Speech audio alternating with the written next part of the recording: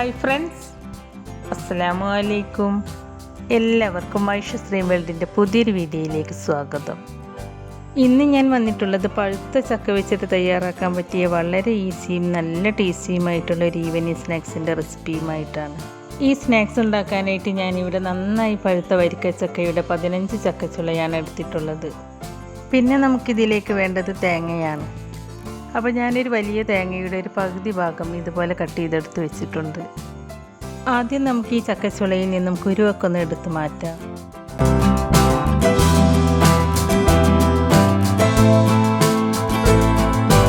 അതിനുശേഷം ഈ ചക്കച്ചുള ഇതുപോലെ ചെറിയ കഷ്ണങ്ങളായി കട്ട് ചെയ്തെടുക്കുക. നമുക്ക് ഈ ചക്കച്ചുള ഒരു മിക്സിയുടെ ജാറിലിട്ട് അരച്ചെടുക്കാനുള്ളതാണ്. അപ്പോൾ അരച്ചെടുക്കാനുള്ള എളുപ്പത്തിനാണ് ഞാൻ ഇതുപോലെ ചെറുതായി കട്ട് ചെയ്തെടുക്കുന്നത്. അപ്പോൾ ഞാൻ ഈ ചക്കച്ചുള മുഴുവനും ഇതുപോലെ കട്ട് ചെയ്തെടുത്തിട്ടുണ്ട്. ഇനി ഞാൻ ഇതിലേക്ക് മധുരത്തിന് വേണ്ടിയിട്ട് ശർക്കരയാണ് ചേർത്ത് കൊടുക്കുന്നത്. അപ്പോൾ ഞാൻ ഇതുപോലത്തെ 2 അച്ച് ശർക്കരയാണ് കേട്ടോ എടുത്തിട്ടുള്ളത്. ഇനി ഈ ശർക്കരയിലേക്ക് 1/2 ഗ്ലാസ് വെള്ളം ഒഴിച്ച് കൊടുത്തിട്ട് ഈ ശർക്കര ഒന്ന് ഉരുക്കിയെടുക്കണം. നിങ്ങൾക്ക് വേണമെങ്കിൽ ശർക്കരയ്ക്ക് പകരം പഞ്ചസാരയും എടുക്കാവുന്നതാണ്. ഞാനിവിടെ കുറച്ചുകൂടി ഹെൽത്തി ആയിക്കോട്ടെ എന്ന് കരുതിയിട്ടാണ് ശർക്കര എടുത്തിട്ടുള്ളത്. ശർക്കര ഉരുക്കിയെടുക്കുമ്പോൾ വെള്ളം കൂടിപ്പോവാതെ ശ്രദ്ധിക്കണം കേട്ടോ. വെള്ളം കൂടിപ്പോയാൽ അതിനനുസരിച്ച് നമുക്കിതിലേക്ക് പൊടി ചേർത്ത് കൊടുക്കേണ്ടി വരും. ഇതിലേക്ക് കൂടുതൽ പൊടി ചേർത്ത് കൊടുത്താൽ ചക്കയുടെ ഫ്ലേവർ അത്രയ്ക്ക് അങ്ങോട്ട് കിട്ടൂല. അപ്പോൾ ശർക്കര ഉരുക്കിയെടുക്കുമ്പോൾ കഴിയുന്നതും ഏറ്റവും കുറഞ്ഞ വെള്ളത്തിൽ ഉരുക്കിയെടുക്കാനായിട്ട് ശ്രദ്ധിക്കുക കേട്ടോ. ഇപ്പോൾ ഈ ശർക്കര നന്നായിട്ട് മെൽറ്റായി വന്നിട്ടുണ്ട്. ഇനി ഞാൻ ഫ്ലെയിം ഓഫ് ചെയ്ത് കൊടുക്കുകയാണ്.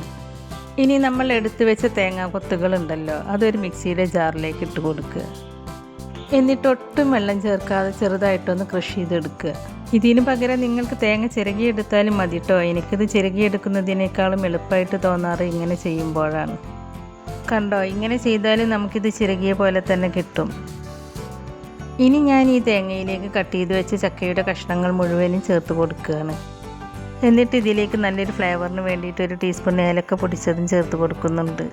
ഞാനിവിടെ ഏലക്കയും പഞ്ചസാരയും കൂടി കൂട്ടി പൊടിച്ചതാണ്. നിങ്ങൾ ഏലക്കപ്പൊടി മാത്രമാണ് ചേർത്ത് കൊടുക്കുന്നതെങ്കിൽ 1/2 ടീസ്പൂൺ ചേർത്ത് കൊടുത്താൽ മതി.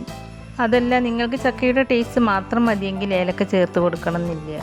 എനിക്ക് ചക്കയും ഏലക്കയും കൂടിയുള്ളൊരു ഫ്ലേവർ ഉണ്ടല്ലോ, അത് ഭയങ്കര ഇഷ്ടമാണ്. അതുകൊണ്ടാണ് ഞാൻ ഏലക്കപ്പൊടി ചേർത്ത് കൊടുത്തത്. ഇനി നിങ്ങൾ ശർക്കരയ്ക്ക് പകരം പഞ്ചസാരയാണ് ചേർത്ത് കൊടുക്കുന്നതെങ്കിൽ ഈ സമയത്ത് ചേർത്ത് കൊടുക്കുക കേട്ടോ. ഇനി ഇതെല്ലാം ഒട്ടും വെള്ളം ചേർക്കാതെ നന്നായിട്ടൊന്ന് അരച്ചെടുക്കുക. അപ്പോൾ അതാ ഞാൻ ഈ ചക്കയും തേങ്ങയും കൂടി നന്നായിട്ടൊന്ന് അരച്ചെടുത്തിട്ടുണ്ട്. ഇനി ഞാൻ ഇതൊരു ബൗളിലേക്ക് ഒഴിച്ചു കൊടുക്കുകയാണ്.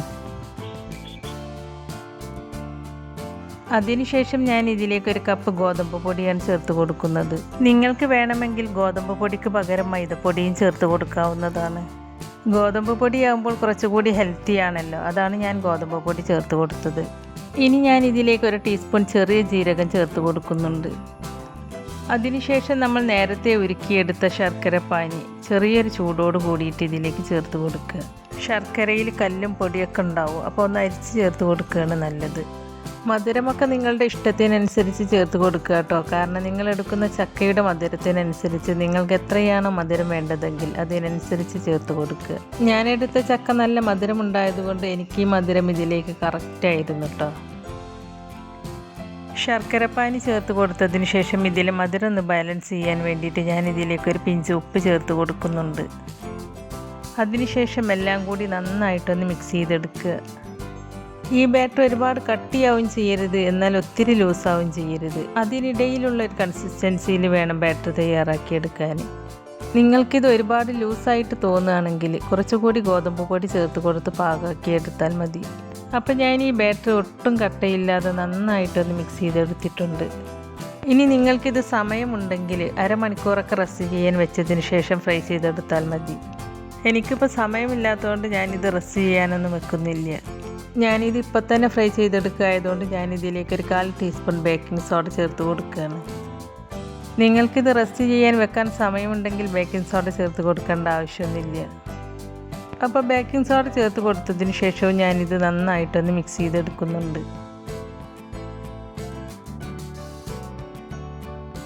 അപ്പോൾ ഈ ഒരു കൺസിസ്റ്റൻസിയിലാണ് കേട്ടോ നമുക്ക് ഈ ബാറ്റർ കിട്ടേണ്ടത്. ഈ ബാറ്റർ വല്ലാതെ ലൂസായി പോയാൽ ഫ്രൈ ചെയ്തെടുക്കുമ്പോൾ നന്നായിട്ട് എണ്ണ കുടിക്കും. എന്നാൽ വല്ലാതെ കട്ടിയായി പോയാലോ സ്നാക്സിൻ്റെ ഉള്ളത്രക്ക് സോഫ്റ്റായിട്ട് കിട്ടില്ല. അപ്പോൾ ഈ ഒരു കൺസിസ്റ്റൻസിയിൽ തന്നെ ബാറ്റർ തയ്യാറാക്കി എടുക്കാനായിട്ട് ശ്രദ്ധിക്കുക കേട്ടോ. ഇനി നമുക്കിത് ഫ്രൈ ചെയ്തിട്ടെടുക്കണം. അതിനായിട്ട് ഞാനൊരു കടായിലേക്ക് ഫ്രൈ ചെയ്യാൻ ആവശ്യമായ ഓയിൽ ഒഴിച്ച് കൊടുത്തിട്ടുണ്ട്. എണ്ണ ചൂടായിട്ട് വരുമ്പോൾ ഈ ബാറ്റർ ഒരു സ്പൂൺ കൊണ്ടോ അല്ലെങ്കിൽ ഇതുപോലെ കൈ കൊണ്ടോ എണ്ണയിലേക്ക് ഇട്ട് കൊടുക്കുക. ഈ ബാറ്റർ ഒരുപാട് അങ്ങോട്ട് ഇട്ട് കൊടുക്കരുത് കേട്ടോ. ഒരുപാട് ഇട്ട് കൊടുത്താൽ നമുക്കിത് തിരിച്ചും മറിച്ചും ഇട്ട് ഫ്രൈ ചെയ്തെടുക്കാൻ ബുദ്ധിമുട്ടായിരിക്കും. എണ്ണ നന്നായിട്ട് ചൂടായതിന് ശേഷം ഫ്ലെയിം മീഡിയത്തിലേക്ക് മാറ്റിയതിന് ശേഷം വേണം കേട്ടോ ബാറ്റർ ഇട്ട് കൊടുക്കാനായിട്ട്. ഹൈ ഫ്ലെയിമിൽ തന്നെ വെക്കുകയാണെങ്കിൽ ഈ സ്നാക്സിൻ്റെ പുറം ഭാഗം പെട്ടെന്ന് കരിഞ്ഞു പോവുകയും ഉൾഭാഗം വെന്ത് കിട്ടുകയില്ല. ലോ ഫ്ലെയിമിൽ വെച്ചാൽ സ്നാക്സ് നന്നായിട്ട് എണ്ണ കുടിക്കുകയും ചെയ്യും. അപ്പോൾ ഇത് മീഡിയം ഫ്ലെയിമിൽ തന്നെ വെച്ചിട്ട് ഫ്രൈ ചെയ്തെടുക്കുക കേട്ടോ.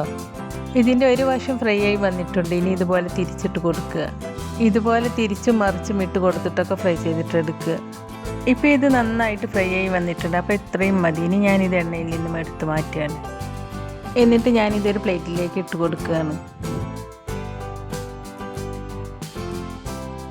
ഇനി ബാക്കിയുള്ളതും ഇതുപോലെ ഫ്രൈ ചെയ്തിട്ടെടുക്കുക.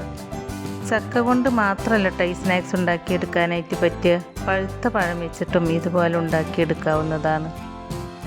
കുട്ടികളൊക്കെ സ്കൂൾ വിട്ട് വരുമ്പോൾ പെട്ടെന്ന് ഉണ്ടാക്കിയെടുക്കാൻ പറ്റിയ നല്ലൊരു ഈവനിങ് സ്നാക്സാണിത്. ഇങ്ങനെയൊക്കെ ഉണ്ടാക്കി കൊടുത്താൽ ചക്ക ഇഷ്ടമില്ലാത്ത കുട്ടികൾക്ക് പോലും ഒരുപാട് ഇഷ്ടമാവുകയും ചെയ്യും. നമുക്കിത് ഈസിയായി ഉണ്ടാക്കിയെടുക്കാനും പറ്റും. ഇപ്പം ഞാനിത് മുഴുവനും ഇവിടെ ഫ്രൈ ചെയ്തെടുത്തിട്ടുണ്ട്. അപ്പോൾ വളരെ ടേസ്റ്റി ആയിട്ടുള്ള ചക്ക കൊണ്ട് ഇവിടെ റെഡിയായി കിട്ടിയിട്ടുണ്ട്. ഇതിൻ്റെ പുറമെ നല്ല ക്രിസ്പിയും ഉള്ളിൽ നല്ല സോഫ്റ്റുമാണ്. അപ്പോൾ പഴുത്ത ചക്ക വീട്ടിലുള്ളവരൊക്കെ ഇതുപോലെ ഒന്ന് ഉണ്ടാക്കി നോക്കൂ കേട്ടോ. തീർച്ചയായും നിങ്ങൾക്ക് ഇഷ്ടമാവും. ഇതിനു മുമ്പ് ഞാൻ പഴുത്ത ചക്ക കൊണ്ട് ഒരു ഈവനിങ് സ്നാക്സിൻ്റെ വീഡിയോ അപ്ലോഡ് ചെയ്തിട്ടുണ്ടായിരുന്നു. അപ്പോൾ ആ വീഡിയോ ഒരുപാട് പേര് കണ്ടിട്ട് ഉണ്ടാക്കി നോക്കിയിട്ട് നല്ല നല്ല കമൻറ്റ്സ് അറിയിച്ചിട്ടുണ്ട്. അതുപോലെ നിങ്ങൾക്ക് ഈ സ്നാക്സും ഇഷ്ടമാവുമെന്ന് എനിക്ക് ഉറപ്പാണ്. ഇഷ്ടമായിട്ടുണ്ടെങ്കിൽ ലൈക്ക് ചെയ്യാനും നിങ്ങളുടെ ഫ്രണ്ട്സിനും ഫാമിലിയിലേക്കൊക്കെ ഒന്ന് ഷെയർ ചെയ്ത് കൊടുക്കാനും ചാനൽ സബ്സ്ക്രൈബ് ചെയ്യാതെ പുതുതായി ആരെങ്കിലും കാണുന്നവരുണ്ടെങ്കിൽ ഒന്ന് സബ്സ്ക്രൈബ് ചെയ്ത് സപ്പോർട്ട് ചെയ്യുകയും ചെയ്യണേ. സബ്സ്ക്രൈബ് ചെയ്യുമ്പോൾ നോട്ടിഫിക്കേഷൻ ബെല്ല് കൂടി ഓണാക്കി വെക്കുകയാണെങ്കിൽ ഞാൻ പുതിയ റെസിപ്പീസ് അപ്ലോഡ് ചെയ്യുമ്പോൾ അതിൻ്റെ നോട്ടിഫിക്കേഷൻ നിങ്ങൾക്ക് കിട്ടുന്നതാണ്. അപ്പോൾ ഇൻഷാ അല്ലാഹ് പുതിയ റെസിപ്പീസുമായി ഞാൻ വീണ്ടും വരാം. താങ്ക്